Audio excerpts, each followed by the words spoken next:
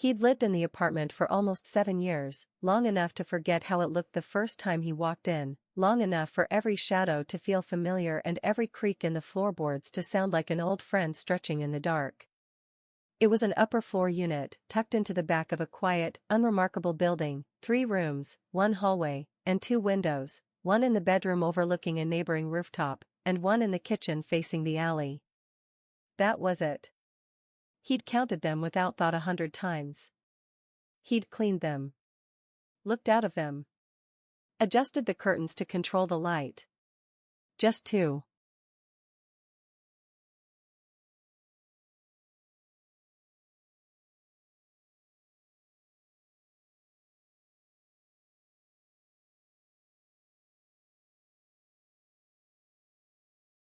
But then, one night, on a Thursday, though that detail would dissolve with time, he got up around 12:30 a.m. to get a glass of water. He moved slowly, barefoot on cold tile, and left the lights off to avoid waking his body completely. The apartment was bathed in darkness, lit only by the distant orange haze of a street lamp beyond the alley window. He passed the hallway without thinking. And then he stopped.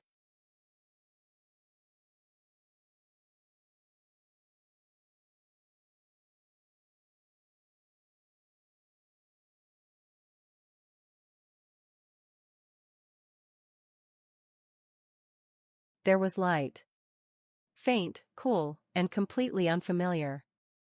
A pale rectangular glow cutting across the far wall of the living room, as if moonlight had reached through in the wrong direction, from a place that didn't exist. He stood still, heart paused between 2 beats, trying to understand what his eyes were telling him. There, on the far wall, where he had always kept a shelf with a few books, a lamp, a potted plant, was a window. A real one. Not an illusion of light, not a shadow, but a physical structure, rectangular, tall, with thin black trim and a foggy pane that distorted whatever lay beyond.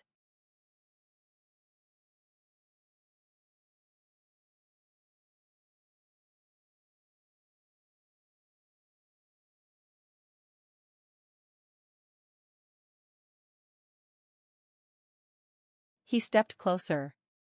The glow didn't intensify or fade. It remained stable, eerily passive, as though it had been there for a long time and had simply waited for him to notice. The window didn't reflect his image as it should have in the dark, instead, it showed a strange murk, like looking into a frozen fog bank. No shapes moved behind it. No outlines. Just cold, still light.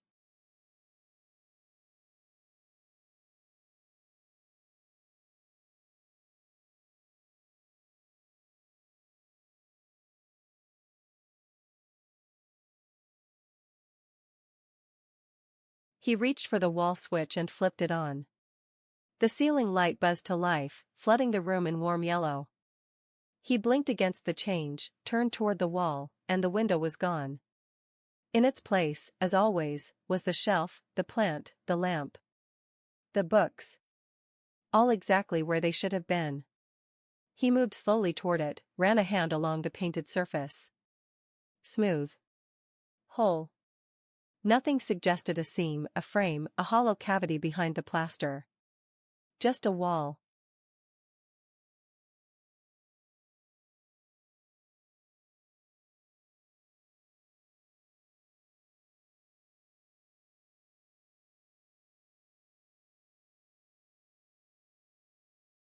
He spent the rest of the night trying to convince himself it was a dream, or a trick of the dark.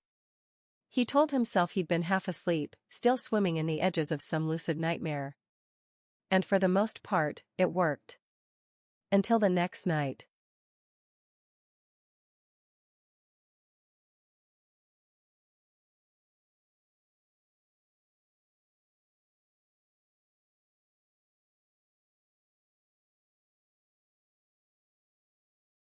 At 12:04 a.m., he entered the room again, pretending to look for something, and there it was.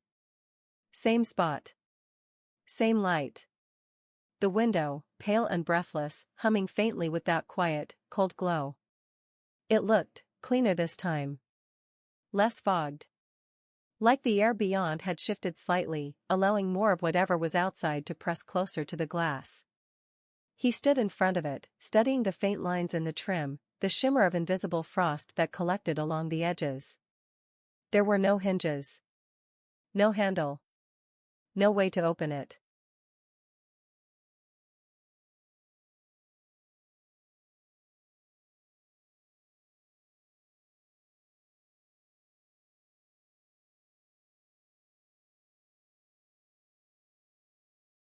He stayed longer this time.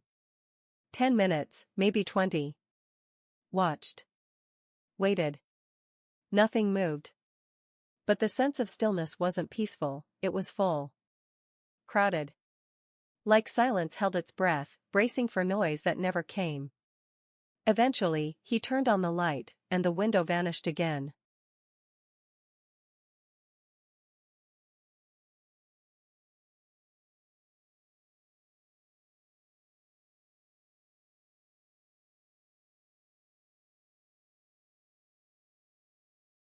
The next day, he searched the building's layout online. Looked at floor plans. His unit, according to every diagram, shared that wall with the building's interior plumbing, nothing behind it but insulated piping and a stretch of concrete. Not even a crawlspace. He tapped the wall. Solid. Hollow in some places, but consistent.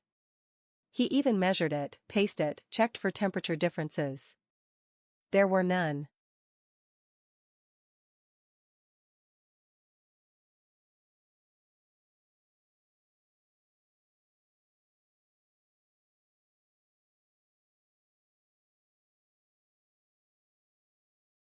But when the next night came, the window was there. And the next. And the next.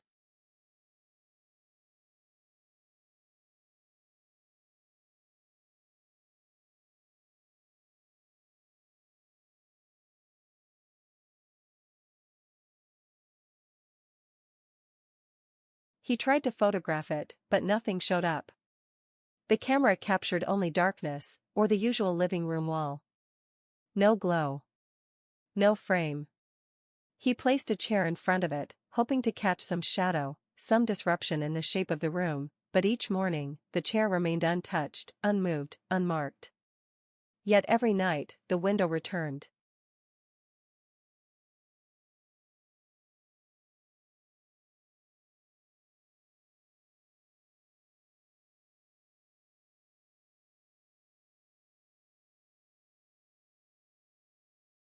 Each time, the fog behind the glass thinned just a little.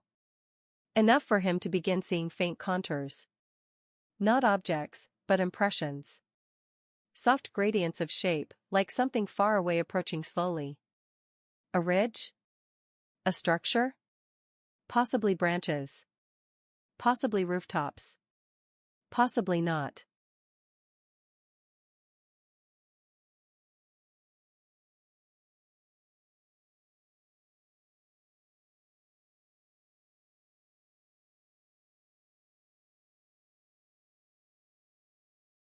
By the seventh night, he found himself sitting on the floor across from the window before midnight, eyes fixed on the spot, breath slow and silent. As the clock turned 12, the glow seeped into the room once more, so gradually that he didn't even see it begin. It was just there. The window. Brighter now. Not threatening. Just present. Familiar.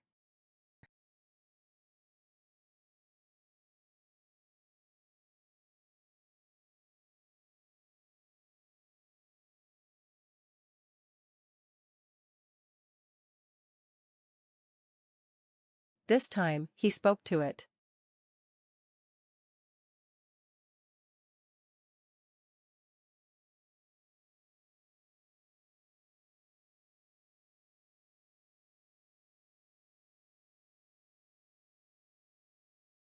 Not a full sentence, just a soft, involuntary hello, more breath than voice.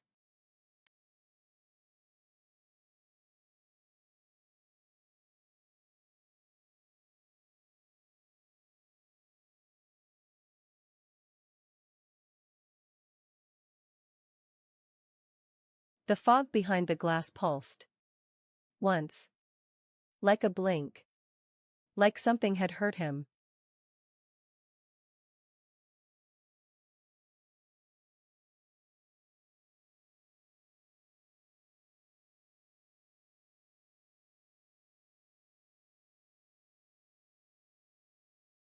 He didn't move. And he didn't turn the light on.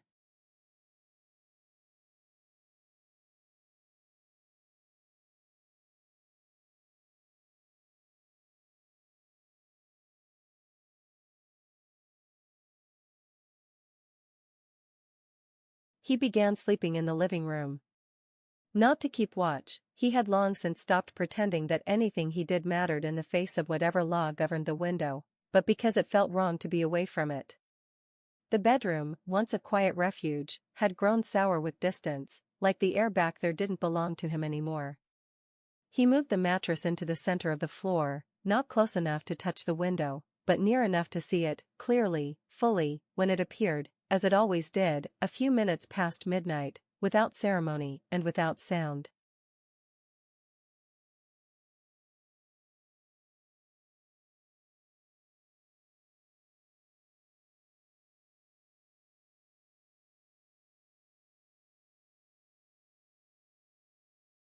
By now, the fog had cleared.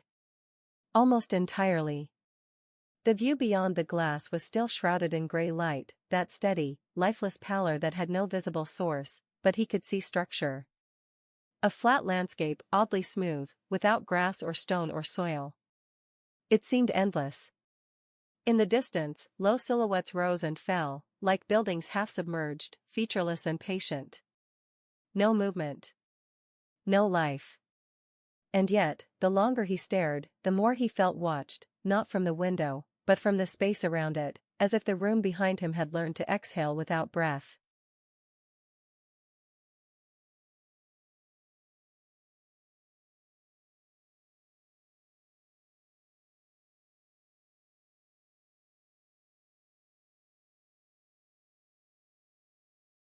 He started talking to it. Quietly, every night. He didn't know why. The words weren't confessions or questions, they were more like recognition, the way one speaks to a silent presence in a room just to prove they know it's there. He spoke about simple things, how the days seemed shorter, how food had lost its taste, how the ticking of his clock had become unbearable, as though it no longer measured time but carved it. He didn't expect answers. And he didn't receive any. But sometimes, when he paused, he thought he could hear the faintest echo of his own voice returning, a beat too late, and with a lilt that wasn't quite his.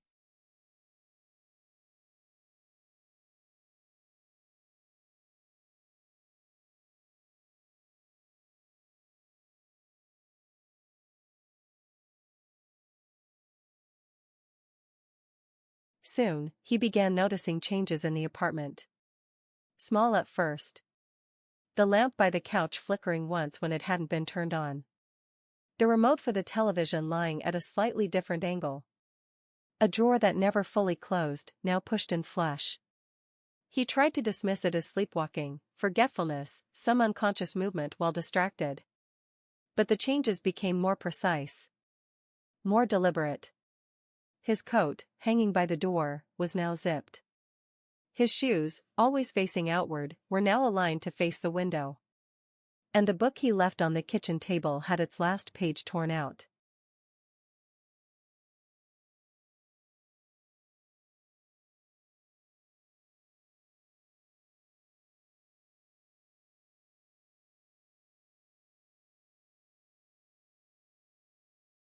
He found the page one morning lying neatly on the floor in front of the window.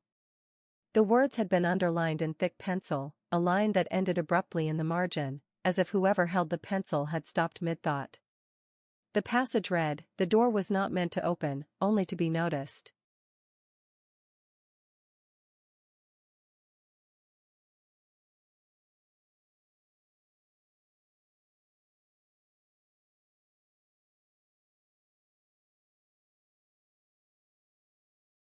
That night, the window was wider.